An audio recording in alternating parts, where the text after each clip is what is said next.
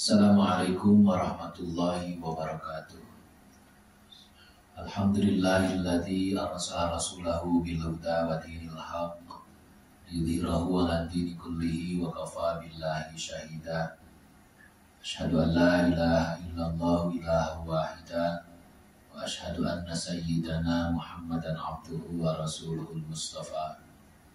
Allahumma sholli wa sallim wa barik ala sayyidina Muhammadin wa ala alihi wa ashabihi ahli sidqi wal wafa, amma ba'du. Puji dan syukur marilah kita haturkan kehadirat Allah Subhanahu wa taala, bahwasanya pada kesempatan kali ini kita semua masih bisa bersama-sama menjelang buka bersama pada hari ke-8 di bulan Ramadan tahun 1444 Hijriah. Salawat beserta salam semoga tetap tercurah limpah kepada baginda agung Habibana wa Nabiyana wa Maulana Muhammad sallallahu alaihi wasallam, kepada keluarganya, kepada para sahabatnya, serta sekalian umatnya yang senantiasa taat terhadap ajaran beliau hingga yaumul kiamat. Hadirin rahimakumullah,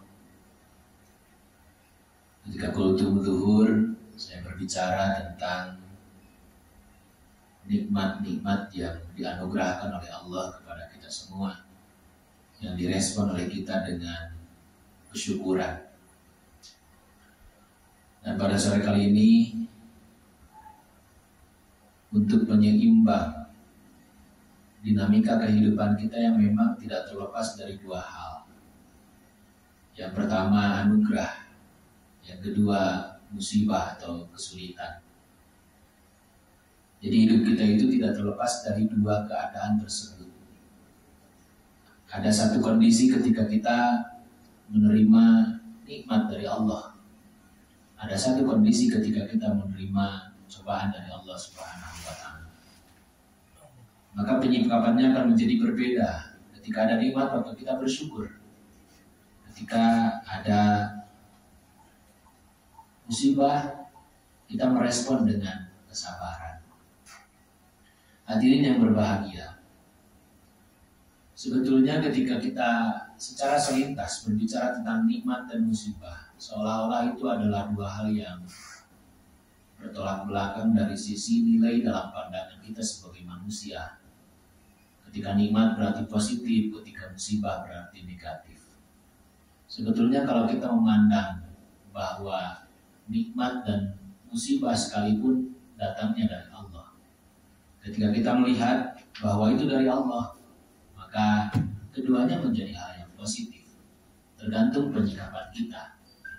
Dan Sayyidina Ali mengatakan bahwa kesempurnaan seorang mukmin adalah ketika dia mampu untuk bersyukur ketika mendapatkan nikmat dan bersabar ketika mendapatkan musibah.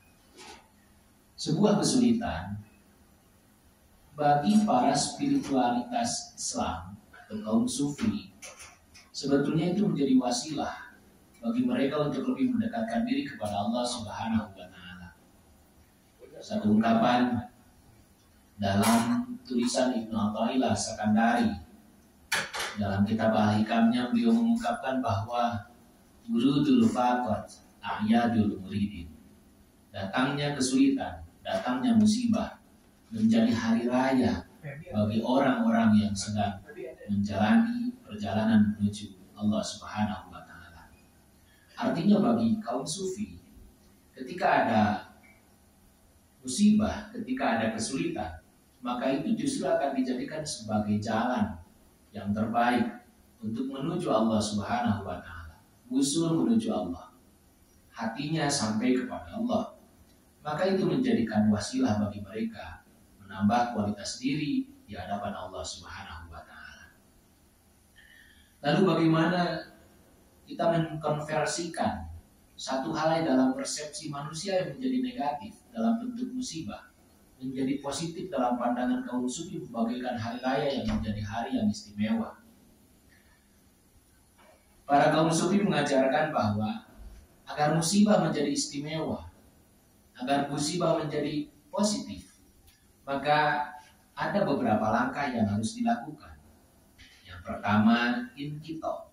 yang kedua tafwid, yang ketiga istighfar, yang keempat adalah doa. 4 hal tersebut harus dilakukan agar musibah yang diterima menjadi satu hal yang istimewa, menjadi satu hal yang memiliki nilai positif bagi orang yang menjalaninya. Yang pertama inkito. Inkito adalah memutuskan. Orang yang menerima kesulitan, menerima musibah, memutuskan kaitan musibah dengan kepentingan-kepentingan terhadap makhluk. Kita harus menyadari bahwa apapun yang terjadi, apapun yang diberikan kepada kita, makhluk hanya sekedar wasilah. Hakikatnya adalah Allah Subhanahu wa Ta'ala. Kita tidak mencari kambing hitam, tapi kita mencari atau menetapkan apa yang kita terima dikembalikan kepada Allah sebagai asal mula daripada musibah tersebut datang. Jadi ketika kita tidak mencurigai orang lain. Ketika kita tidak punya masalah dengan manusia.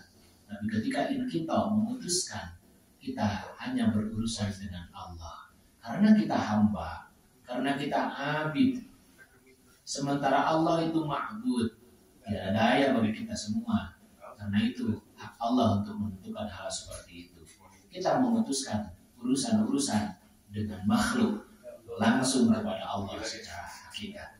Ini tentunya bukan berarti kita memutuskan dari ikhtiar solusi dari diri kita, tapi untuk membersihkan hati kita, untuk tidak menjadikan sangka yang buruk kepada makhluk Allah yang lain. Yang kedua ada tafwid. Tafwid itu serah diri secara total kepada Allah Subhanahu wa Ta'ala. Di dalam Al-Quran disebutkan alladzina idza asabathum musibah qalu inna lillahi wa inna ilaihi raji'un. Orang-orang yang berkategorikan sabar ketika mendapatkan musibah, maka mereka mengucapkan inna lillahi wa inna ilaihi raji'un. Sesungguhnya kami adalah milik Allah dan sesungguhnya kami akan kembali kepada Allah. Menyadari hal tersebut dari Allah, kita pun akan kembali kepada Allah.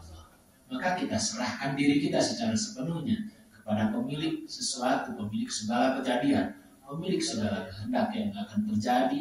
Maka itu Allah Subhanahu wa Ta'ala memiliki kebebasan untuk menentukan apapun. Maka kita tafwid, serahkan secara total kepada Allah. Maka kalimat yang menjadikan kita akan mudah menghadapi kesulitan-kesulitan tersebut adalah la haula wala quwwata illa billahil aliyyil azim. Kalimat yang disebut hauqalah ini adalah merupakan kalimat yang didapatkan oleh baginda Rasul dari Nabi Ibrahim alaihissalam ketika perjalanan Isra Mi'raj. Dan ini menjadi satu hal pesan dari Nabi Ibrahim agar ketika mendapatkan kesulitan seringlah mengucapkan la haula wala quwwata illa billahil aliyyil azim. Yang ketiga yang harus kita lakukan adalah istighfar, memohon ampun kepada Allah Subhanahu wa Ta'ala. Kenapa istighfar? Kenapa harus memohon ampun? Sebetulnya ketika ada musibah, ketika ada sesuatu yang sifatnya tidak menjadikan nyaman pada hati kita, itu ada 2 faktor, ada 2 sebab. Yang pertama bisa jadi kita sedang diuji keimanan. Yang kedua bisa jadi karena kita memiliki kesalahan atau memiliki dosa. Jadi ketika memiliki keimanan datang musibah itu adalah ujian. Ketika kita sedang melakukan satu kekeliruan atau dosa, datang musibah itu adalah sebuah teguran. Maka 2 hal tersebut menjadi sebab kita memilih yang mana. Saya kira sangatlah besar kepala kalau kita mengatakan bahwa oh ini ujian bagi kita, seolah-olah kita merasa paling beriman. Hendaknya pilihlah kategori yang kedua. Oh ini karena dosa-dosa yang kita lakukan, ini adalah teguran dari Allah Subhanahu wa Ta'ala. Berbeda kalau kita kepada orang lain yang terkena musibah, kita mengatakan bahwa itu adalah ujian sebagai bentuk membesarkan hati orang tersebut dan menguatkan apa yang telah mereka rasakan. Maka istighfar menjadi satu hal yang baik untuk langkah ketiga, memohon ampunan kepada Allah Subhanahu wa Ta'ala atas dosa-dosa yang telah kita laksanakan, atas dosa yang telah kita lakukan, istighfar menjadi bagian daripada upaya kita untuk memohon ampun kepada Allah Subhanahu wa taala. Dan langkah yang keempat adalah doa. Doa di sini tentunya doa merupakan senjata orang-orang yang beriman. Doa silahul mukminin. Ketika kita berdoa, doa itu merupakan senjata orang-orang yang beriman. Maka ketika terkena musibah, mintalah kepada Allah agar musibah tersebut menjadi satu hal yang menjadi efektif merubah pribadi kita. Musibah tersebut bisa tergantikan dengan satu hal yang nilainya lebih istimewa. Maka ketika kita memohon, kita katakan Allahumma ajirni fi musibati waqfini minha wakhlufli khairan minha. Artinya, ya Allah, berikanlah pahala bagiku dari musibah yang telah Engkau turunkan kepadaku, dan mohon dicukupkan musibah sampai di sini, dan mohon diganti segala sesuatu yang hilang dikarenakan datangnya musibah yang datang kepadaku. Jadi permohonan itu setidaknya ada 3 permohonan. Yang pertama, haruslah musibah ini yang kita jalani dengan 3 langkah yang tadi, kita mendapatkan pahala dari Allah. Yang kedua, tentunya kita menginginkan ketika musibah tersebut dihentikan. Yang ketiga, kita memohon kepada Allah agar sesuatu yang hilang bisa diganti oleh Allah Subhanahu wa taala. Itulah 4 hal yang bisa kita lakukan untuk menjadikan musibah dikonversi sebagai anugerah, dikonversi sebagai sebuah kebahagiaan. Kalau dalam perkataan para sufi dikatakan sebagai musibah dikonversi menjadi hari raya. Yang pertama dengan inqita, yang kedua dengan tafwid, yang ketiga dengan istighfar, yang keempat dengan doa. Mudah-mudahan apa yang saya sampaikan bisa bermanfaat khusus untuk diri pribadi, umum bagi orang-orang yang mendengarkan apa yang saya sampaikan. Mari kita sama-sama berdoa kepada Allah, memohon ampunan kepada Allah Subhanahu wa taala, memohon kepada Allah agar segala hajat kita diijabah oleh Allah Subhanahu wa taala.